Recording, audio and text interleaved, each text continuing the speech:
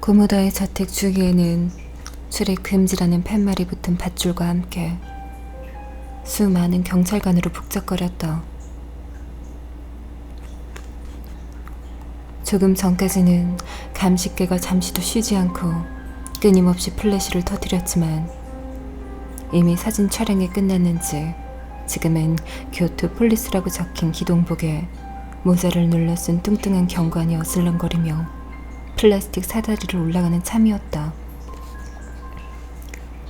요시오만큼은 되지 않았지만 제법 몸무게가 나가는 경관이 사다리에 올라가자 차가운 방안 공기를 뚫고 삐걱거리는 금속성 소리가 물려 퍼졌다. 천장이 높아서 그런지 끈에 묶어놓은 쇠파이프는 2m 정도의 높이에 있었다. 뚱뚱한 경관이 커다란 칼로 끈을 자르자 아래에 있던 2명의 경관이 사체를 받아서 방수포 같은 천 위에 내려놓았다. 그들은 남아있던 끈도 매듭을 풀지 않고 잘라서 투명한 비닐 주머니 안에 넣었다. 아마 나중에 매듭을 조사하려는 것이리라. 사체의 팔다리는 인형처럼 축 늘어져 있고 이미 사후 경직이 시작되었는지 아무리 흔들어도 미동조차 하지 않았다. 신지는 조금 떨어진 곳에서 우두커니 서 있었다.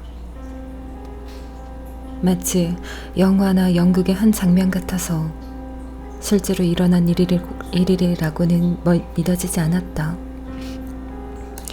그런 다음 사체 앞에서 멍하니 서 있는 고무다의 뒷모습을 힐끗 쳐다보았다. 아마 언뜻 보면 자식을 잃어버린 아버지가 고개를 떨구고 망연자실하고 있는 것처럼 보일 것이다. 아이의 어머니는 아직 집에 돌아오지 않았다. 집에 와서 이 사태를 본다면 기절하지 않을까? 누군가 어깨를 치는 바람에 신지는 제정신으로 돌아왔다. 뒤를 돌아보자 사복을 입은 형사 같은 남자가 서 있었다. 당신이 연락한 사람이죠? 잠시 얘기를 좀 들을 수 있을까요? 평소 같으면 형사가 이야기를 나누자는 것만으로도 엄청난 스트레스를 받았을 것이다.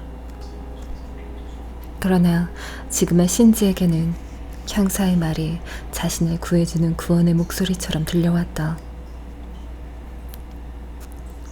처참한 장면을 가슴에 담아두고 있는 것은 견딜 수 없는 일이다. 지금 그의 온몸에는 가슴을 쥐어뜯는 불쾌한 긴장감이 덕지덕지 달라붙어 있었다. 안정을 잃고 쿵쾅거리는 심장의 고동, 손바닥에 배어나온 끈적거리는 비지땀. 그는 빨리 누군가에게 털어놓아 마음의 부담을 덜어버리고 싶은 생각밖에 없었다. 그러나 여기에선 곤란하다. 멍한 표정으로 서 있는 고무다가 자기 쪽으로 귀를 쫑긋 세우고 있는 듯한 기분이 들었기 때문이다. 신지는 타는 듯한 목으로 침을 삼켰다. 될 수 있으면 아무도 없는 곳에서 이야기를 좀 하고 싶은데요. 그래요? 그럼 좀 밖으로 나갈까요?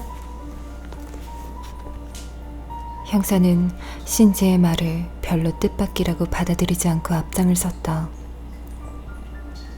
그리고 밖으로 나가자 커다랗게 심호흡을 하고 나서 미소를 지은 뒤 뒤를 돌아보았다. 나도 사실 저렇게 썩은 냄새가 나는 집엔 오래 있고 싶지 않았거든요.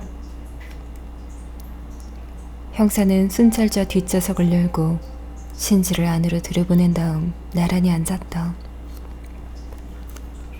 순찰차에 탄 것도 형사와 이야기를 하는 것도 태어나서 처음이었다.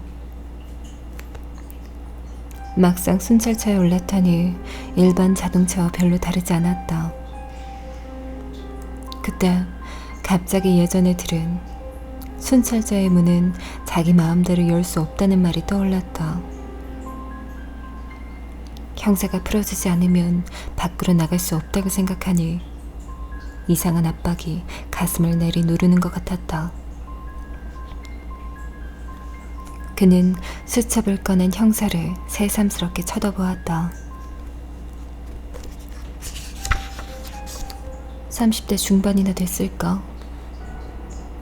형사치고는 조금 갸냘픈 몸을 셔츠와 양복으로 감싸고 있었다. 신지가 명함을 내밀고 자신을 소개하자 형사도 명함을 주었다.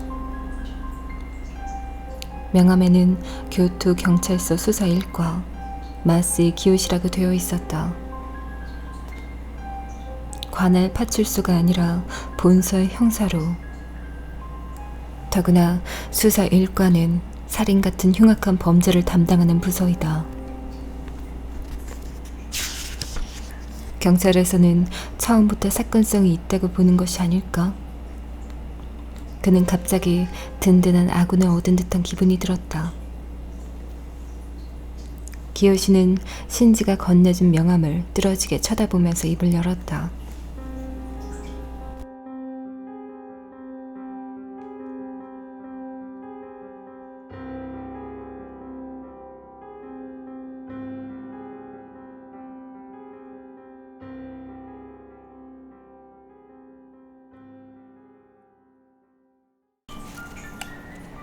쇼와생명 교토지사의 보전 담당 주임이시라고요? 그러면 보험 영업을 하는 곳은 아닌가요? 보험회사에 다니시는 분이 이 집에는 어떻게 오신 거죠? 예. 고무다 씨가 전화로 날 직접 지명해서 불만이 있으니까 와달라고 했습니다. 불만이 있다고요? 어떤 불만이죠? 그게... 잘 모르겠습니다. 모른다고요? 보험료를 받으러 온 직원에 관한 불만 같은데 전화로는 도저히 이해할 수 없는 말만 했다고 합니다. 그런 다음 날 직접 지명했기 때문에 어쨌든 이야기를 들으려고 찾아온 거죠. 일부러 신지 씨를 지명했다니 예전부터 알고 있는 사이였나요? 아닙니다. 오늘 처음 만났어요. 그래요? 그러면 신지 씨의 이름을 어떻게 알고 있었던 걸까요? 그것도 잘 모릅니다. 그래요? 무엇인가를 느꼈는지 기요시의 눈에는 예리한 빛이 뿜어나왔다. 저 그런데 생명보험은 얼마나 들어있었죠? 그러니까 고모다 씨 부부가 각각 3천만 엔, 아이가 500만 엔입니다. 3건이나 들어있어요? 다달이 내는 보험금도 만만치 않았겠는데요? 그렇죠. 모두 합치면 한 달에 5, 6만 엔은 될 겁니다. 나중에 자세한 자료를 받을 수 있을까요? 네, 다만 서면으로 요청해 주셨으면 좋겠는데요. 보전 담당자는 이런 때에도 원칙을 잊어서는 안 된다. 물론 서면으로 요청하고 말고요. 그런데 사체를 발견했을 때의 경위를 좀 듣고 싶은데요. 신지는 자동차 시트 위에서 엉덩이를 움직여 자세를 바로잡았다. 안으로 들어갔더니 고모다 씨가 가지야라고 아이의 이름을 불렀습니다.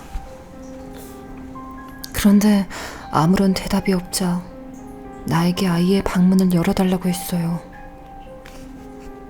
고모다 씨가 신지 씨에게 직접 문을 열어달라고 했나요? 기요시는 연필에 침을 묻히며 부지런히 수첩에 메모했다. 그렇습니다. 그런 다음엔요? 자리에서 일어나서 아이의 방문을 열었죠. 그래서 시체를 발견하셨군요. 그렇군.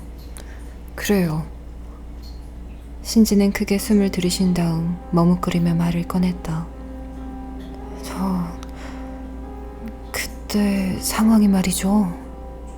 예?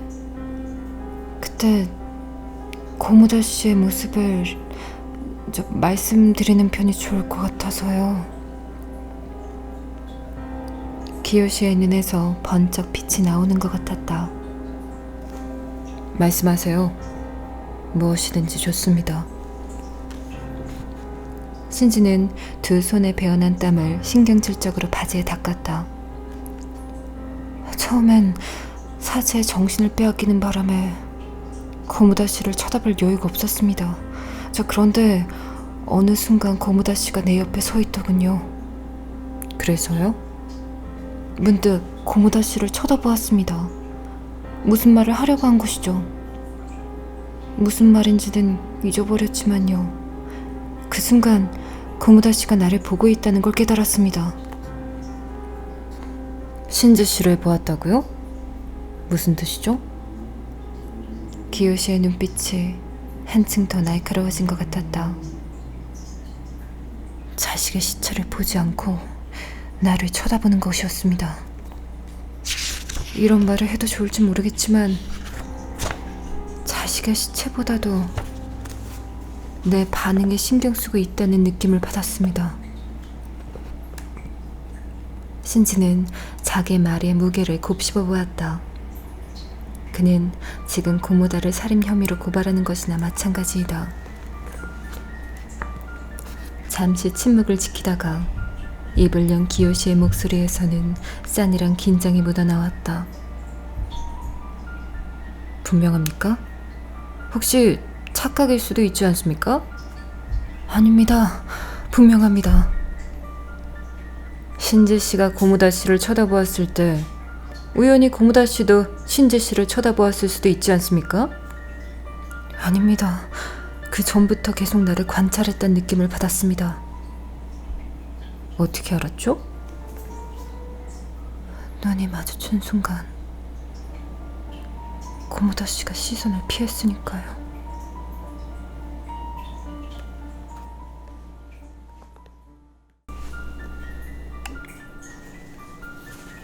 사람은 어떻게 대처해야 할지 알 수 없는 순간 무의식적으로 상대방의 눈을 쳐다보는 법이다. 그리고 상대방의 눈 속에서 자신과 똑같은 공포와 놀람을 읽어내고 안도의 한숨을 토해내는 것이다. 그러나 고무다는 자신에게서 시선을 피했다. 그 시선에서는 신지의 반응을 알고 싶지만 자신의 표정은 보이고 싶지 않다는 의지를 똑똑히 느낄 수 있었다. 바야흐로 기요시의 얼굴에는 분명한 긴장감이 새겨졌다.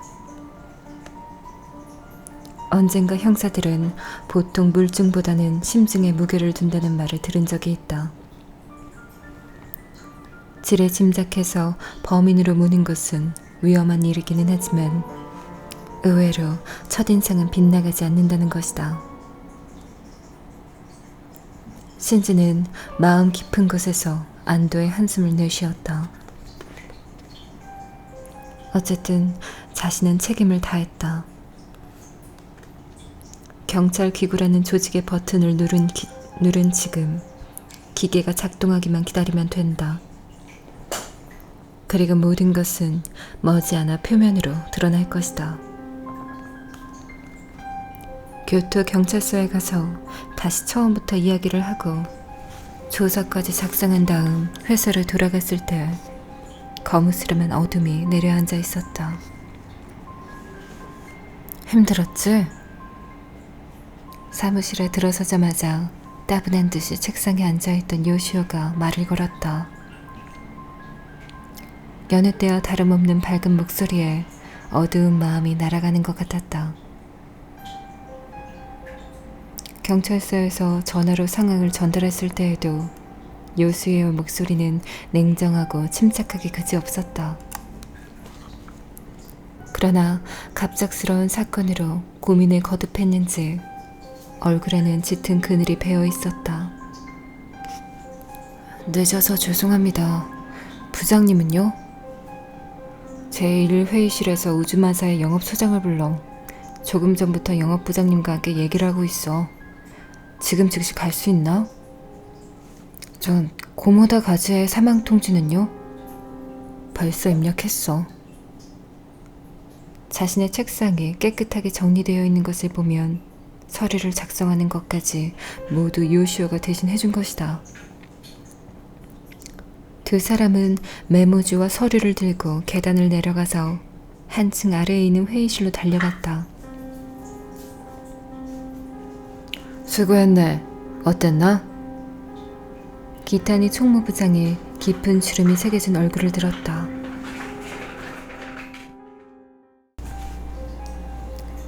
고등학교 졸업 후 온갖 고초를 겪으며 전국의 지사란 지사는 모두 돌아다닌 현장 출신이었다. 나이는 벌써 환갑을 코앞에 둔 60세로 정년 퇴직이 얼마 남지 않았다. 경찰서에서 진술 조사라는 것을 썼습니다. 재판을 하게 되면 증인으로 출석해야 할지도 모른다고 합니다. 혼자 담배를 피우고 있던 영업부장 오사쿠가 딸꾹질을 하는 듯한 기묘한 소리를 내면서 웃음을 터뜨렸다. 그는 40대 초반의 부장으로 승진한 엘리트로 체중은 요시오에게 한 걸음 양보하지만 키는 지사에서 가장 큰 185cm였다. 오래 살다 보니 별일이 다 있군. 신지주임, 자네가 시체를 맨 처음 발견했다면서? 예, 오늘 밤엔 아무래도 가위에 눌릴 것 같습니다. 이 세상에 시체를 발견하고 싶은 사람은 아무도 없겠지. 그런데 살인이라는 것이 정말인가? 네. 신지는 잠시도 주저하지 않고 단호하게 대답했다. 아직 경찰에서 그렇게 단정 지은 것이 아니지 않는가? 요시오가 걱정스러운 듯이 입을 열었다.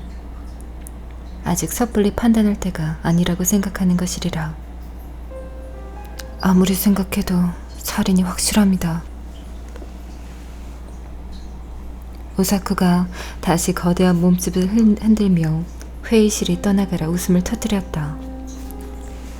신지주임이 그렇게까지 말한다면 틀림없겠지. 어쩜 이건 배뿌 3억엔 사건의 A씨 같은 것일지도 모르지. 오사쿠가 예로 든 것은 아내와 두 자식을 차에 태우고 바다로 뛰어든 남자의 사건이었다. 당시 오사쿠는 담당 영업 소장으로서 몇 번이나 경찰에 불려가야 했다.